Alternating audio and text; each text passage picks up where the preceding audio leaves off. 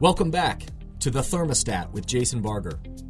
If you're currently on a commute, a walk, or just a micro break in your day, glad you're making time to step back, to think, and to reflect on the next steps on your journey.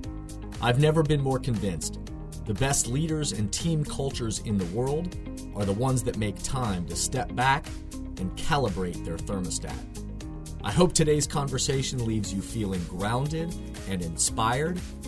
Now let's dive into today's topic to engage our minds and hearts in order to authentically lead and create compelling cultures wherever we are in the world. All right. Hello, everybody out there. Welcome back. Another quarantine chat wherever you are listening to this or however you are coming to this. I hope that you are safe. I hope you're healthy. I hope your loved ones and people you care about are safe as well. During this time of this isolation and quarantine, I'm doing my best to try to help spread positivity and care and leadership to everybody out there. Hopefully messages that add value to your day, even a few things, just a few moments to pause and to think about how we navigate our way through this strange world of isolation. I'm excited that my guest today comes all the way from Vashon Island out in Washington, my good friend and somebody. I've been trying to, again, connect with people that I admire, voices that I appreciate, people that I just want to reconnect with and then share with the world. And so excited to have my friend Terry Hershey on with me all the way from Vashon Island in Washington. He's an author, many books, The Power of Pause, Sanctuary, his latest book I've got right in front of me here, This is the Life. I can't think of a more perfect person actually for us to be gathering with in times of isolation and quarantine and talking about how do we have the power of pause and find sanctuary and realize that of all the things that are outside of our control in the world today, the things that are within our control and that this is the life. So Terry, my friend, how are you? Always great to see you. I mean, it's great to see you just to chat, just as friends. And I guess if we're going to have that beer together, it has to be virtual, maybe a virtual beer or something like that. I know. But well, let me say this, because there was that little, people are going to see there's this little catch because I'm behind. I live on an island. My internet is not even close to what you guys' internet is. And at heart, I'm an Amish person. And so as an Amish person, I don't even know how to do this stuff. Anyway, I'm delighted to be with you. I'm delighted to be with you too. And the listeners that hang in with us that, can just hang, it's going to cause all of us to be just a little bit patient here as getting out to the internet, out to your island, Vashon Island. Absolutely. So Terry, again, I said you might be the perfect person to talk about in terms of all of us that are experiencing. I mean, these are disorienting times for people, that their routines and their habits have been totally thrown up in the air. Economically, things have come to a halt. Obviously, our thoughts and prayers are with anybody who's ill and those that are on the front line serving the people out there in the world. But for most people going through day to day, I mean, they're waking up and, every day feels like Groundhog Day. And a lot of people, this is very disorienting for a lot of people. And yet you are a master of the power of pause. And as we've joked, you've been living like this for some time. So I'm interested, on Vashon Island, how are you handling quarantine and isolation? I love it. well, because actually this is how I live. I mean, I live this way. Now, obviously I miss, I mean, church is out of the question. Going to the pub with my friends is out of the question, etc. There are those things you cannot do. And, and my son is quarantined in a different part of the state too. I mean, so living life on my garden without the need to be in a hurry to go anywhere is nothing but an absolute gift for me. So let me say this. This is interesting because you know what I do for a living, and I'll stand before a group. Let's just say I'm standing before, groups, a company, and they have gathered 20 or 30 of their people. And I start with the question, this last week, so this go like 6 months ago, year ago, this last week, How many of you have felt distracted? How many hands go up? All of them. All of them. How many of you felt exhausted, in a hurry, worn out, overextended? You know, I say what's interesting is every single one of them said to me at that time, I would love to have a time in my life when I didn't feel those things. And now, here they do. The irony is that in the circumstances, very often there are gifts that we were not aware of prior to that. And so instead of talking about what I'm missing, I begin to talk about what I have that I have been hoping I had had for some time. It's just that because I wasn't paying attention, I don't see it when it's there. Yeah, no, I think that's powerful stuff. And again, we hear it all the time, in especially corporate settings and organizational settings where there's so much busyness, there's so much distraction, and there's so many things happening on a day-to-day basis. How often people say, man, I just wish I had the time, or I just to stop and kind of step back and breathe. And yet then when we have it, like you're suggesting, it still is disorienting for people because we're out of our habits, we're out of those routines, and yet there's something about the busyness and the distractions that we actually come to rely on, I think, in some ways. So your book, The Power of Pause, you know, right now, so many people, again, outside of people that right now are unhealthy or are in situations that are dealing with their health, obviously that, and those that are in serious economic challenges that they're, you know, that's Correct. the, you know, other than those folks, for the majority of the people in the world that are waking up and they know they're okay, but today is disorienting, their world feels disrupted, but yet what's the power in that word, that the power of pause? What's the power part of that, of pausing to you? I'll tell you a quick story and then I'll answer that because Okay. I can't answer anything without a quick story. So this a very successful American businessman, he had everything but inner peace, and he needed inner peace. So he goes to Japan because he meets with this Zen master who is famous for inner peace.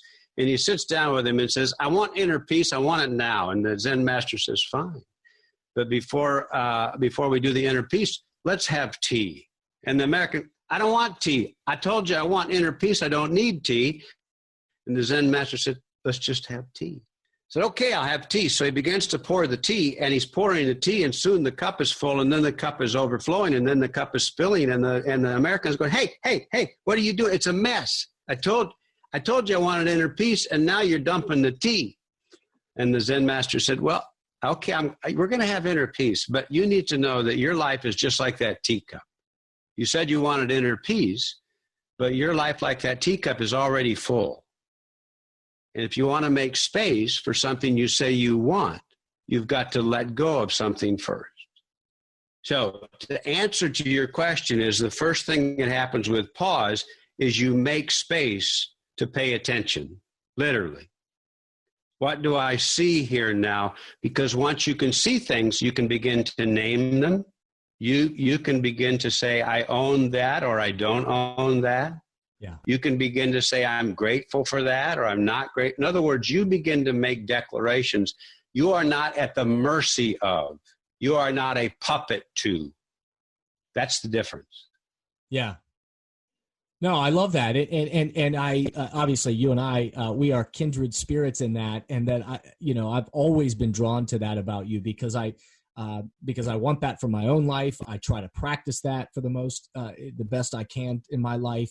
This idea, anybody, of course, that's followed my work, this idea of stepping back from the baggage claim, slowing ourselves down. What are the things we need to remember each day?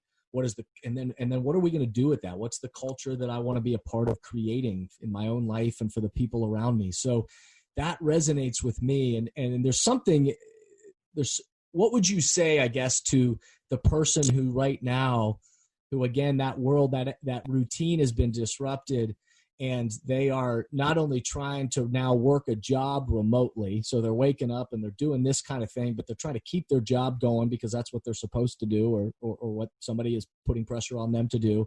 They're still trying to, now they've got their kids that are at home and now are being homeschooled. And so they're running from their computer over to their kids' computer to try to help them with the online e-learning. And then all of a sudden they got to mow the grass. And then all of a sudden, they've got another partner in the household that they're trying to keep a relationship going. And oh, by the way, they're supposed to go to the grocery store but they're supposed to wear gloves and a mask and they have all these things. How do we make space? And what would you say to somebody about that? Pause now. Wow, I've got to pause just to recover from that kind of life that you just described. That's intense. No doubt.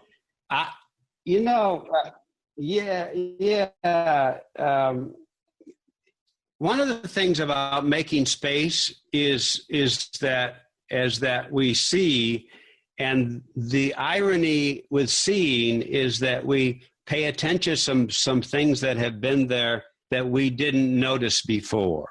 One extended version of this is another Japanese saying, which is an old one, several hundred years old. He said, it was something that my barn burned down, but for the first time I can see the moon. Now, this is not simply trying to put a nice spin on it. I'm not being cheerful to be cheerful's sake. Yeah. But it was the statement that came out of China where they said for the first time in some of those cities, they could hear the birds chirp. They had never heard bird song before. And so you don't know, and it's the same kind of thing. And all of us who are in relationships, or as you as a parent knows, you see something in your child which you hadn't seen, and it brings nothing but joy to your heart.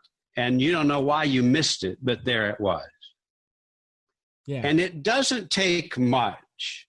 It doesn't take much. It's just back to your step back from the baggage claim. You're not talking about spending the whole day. You're simply about counting to 5 or whatever it is. It doesn't take much to breathe, because when I see what you give up, and here's a word for your people to look up, scotoma. Scotoma, it's a medical word. It means selective blindness. It means we see only what we want to see. And when my life is hectic, busy, and the busyness controls it, I see only what I want to see.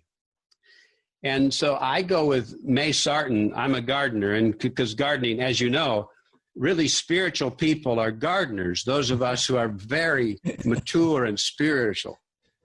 That you are. But anyway, May Sarton said, I spend the first 20 minutes of every day wandering my garden looking for miracles. So I tell people to do the same. Wander your kitchen looking for miracles, literally.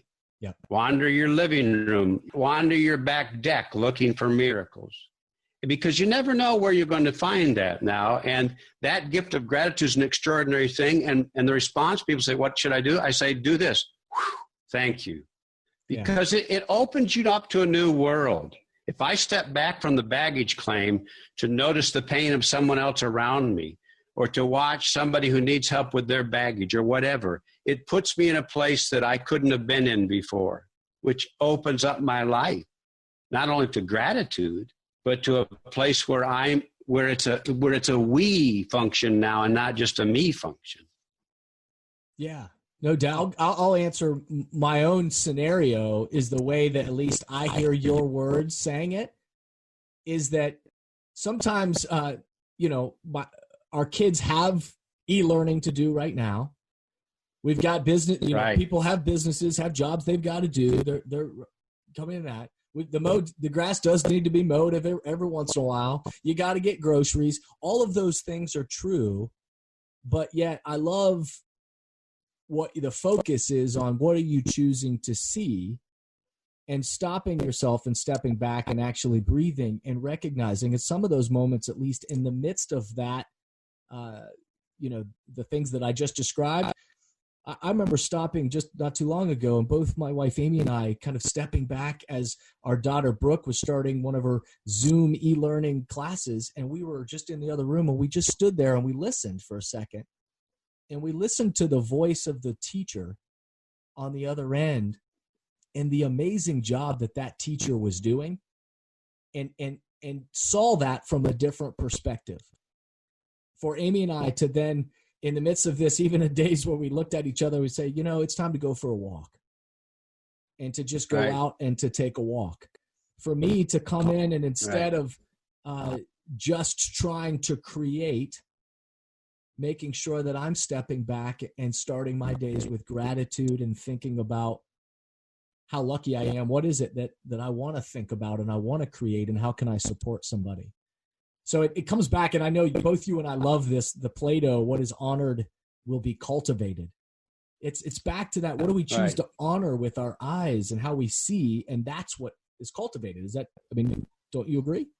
Well, 100%. And the thing about stopping is, the phrase that we talk about, to be grounded. It'd be great. We want to be grounded, which is literally to be at home in your own skin. But grounded, I take as a gardener very literally, meaning you're in the ground. You're connected here. Yeah. And so when I see, hear, taste, touch, and smell, I'm in the present moment. Is that the gifts are available to me there that were not available to me before. And that's an extraordinary thing, because it only enhances who I am and what I want to be. And it also brings to it raises the question, what have I chosen to honor up until this point? Because sometimes we haven't even stopped to think about that. To your point earlier on, I say, man, I would love to have a slower pace of life. And yet, to be honest with you, my busyness, I honor it because it takes care of something. Yeah, that's right.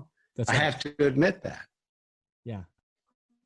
Yeah. And it's, and part of it, I think, is being open to that and being willing to, in the midst of these things of all of us get off track, but then to stop and to step back and to say, okay, in this moment, I'm free to make a different choice.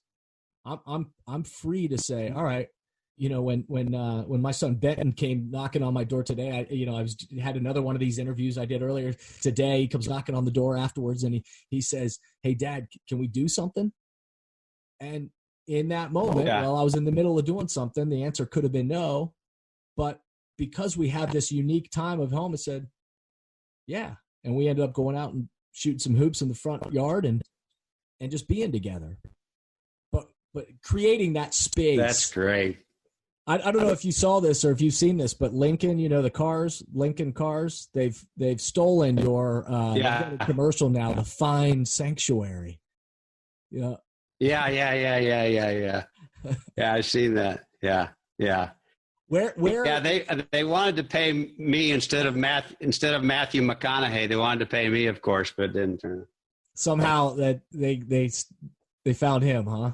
Where are you finding sanctuary right now? I know you always find sanctuary in your garden, but talk a little bit about your daily walk and also just other places where you are seeking sanctuary. Yeah, it's very important to me. The word intentional is a necessary word. You say whatever is honored will be cultivated. Mm-hmm. Well, honoring requires intention. In other words, it's a choice. I'm not going to get anywhere if I'm a victim of something. That doesn't help me at all. And which is not to say some people are in circumstances that they did not choose. I'm not talking about that. If I want to be a certain kind of person, I need to say there are choices I can make and will make. And so making space is a big part of that. The thing about making space, which is an interesting thing, is when you make the space, you give yourself the freedom to roam around in that space. And so every day I do that. Every day I walk. I do a walk for about an hour and a half in the morning around a pond, not very far from where I live. It's all very rural here. And I pass by, my neighbor has a flock of sheep. And I stop and talk to the sheep because as a former clergy person, I need to have somebody to preach to. And so I can preach to the sheep. And so I was telling them the other day about our country wanted to return to normal. And they looked at me like, we never left normal. You know that, and it's like, what can you say to the sheep? So I talk with the sheep, and then I come home and I spend time writing, and I write. and I spend time gardening. And what I'm doing is noticing things. I take these questions with me because I designed this garden where I live now 20 years ago. And I'm always asking as I'm gardening, what did I notice today that I have never seen before? And to take pleasure in it, to actually take delight in it, to savor it. And then we do the same when it's happy hour. We go out on our patio and enjoy that. Then I ask myself, what are the ways that those gifts can be shared, even though it's through this medium, with people who are not feeling that now and just need the permission and the encouragement and the opportunity. And then I take time to do that later on in the evening when I can do it. When I learn how to use my computer, then I can do that. I love it. I can hear the voices, and I'm sure you have over the years in different organizations and executives and stuff. I can hear it because I have this conversation with teams and organizations all over the place, but I can hear the voice of the person, the high performing executive, salesperson, team leader, department head, fill in the blank. I can hear them say, yeah, I get this. We got to be intentional. We got to slow down. But, man, we got to perform, and we've got results, and we got numbers to hit. And I always welcome that conversation because what I've found is that this discussion that we're having, for anybody out there that's listening, that if there was any part of you during that discussion or these thoughts that you started to go to the place that somehow this is separate from results in some way or performance, I would say, yes, different. But I love entering that conversation because I know this for myself and for my own life. My quote unquote results or my performance, I'm a better husband, a better father. Mm-hmm. I'm better at the work that I do in the world. I'm more productive and effective at any of my relationships with clients and organizations I serve when I'm finding time to step back, to find that power of pause, to be intentional, and that I'm, find that sanctuary. Because then, as you and I, you've been a guest at my Thermostat Cultures live event. We talk about that because then from our own way we move throughout the world, we set a temperature for other people. And so what's your response to somebody that says, yeah, this sounds great, but this isn't realistic. I got a job to do. I would say, God bless you. But the truth is, if I'm responsible for having you do that job, I want you to be there. Like the little boy said to his mama, listen to me, but this time with your eyes. And so I would say to that individual who have results to do, I would say, God bless you. But that person, I was sitting with, I did a conference for hospice workers here in the state of Washington, back when we could do conferences not long ago. And it was about this subject. It was about taking care of yourself, self-care. And because speaking of results, they have to perform. And so they're asking themselves, since I have to do so much, how do I take time for me in order to do this? And I would say, I'll cut to the chase. I'm of a certain age now, and here's why I want self-care to be important to you, because someday I will need one of you. And I want you to be there. I want you to be your best self. I want you to bring your whole self to the table. So in other words, those two things are not separate, so-called results from bringing my full self. In fact, what happens is, just to your point, is I realized I was measuring the wrong stuff. That's right. Yeah. Yeah. And the, at least what my experience has been, and certainly my experience within teams and organizations, by the way, is we've seen their quote unquote numbers go up there, with the things that they were trying to measure, those things can go up too.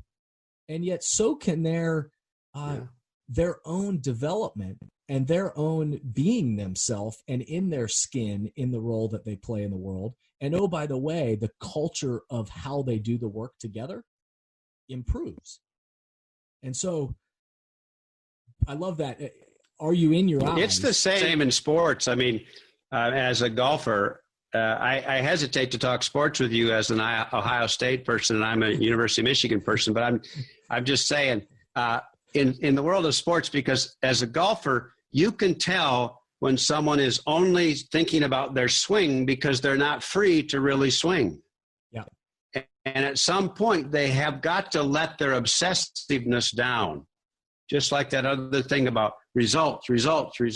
And I'm not even free to swing anymore.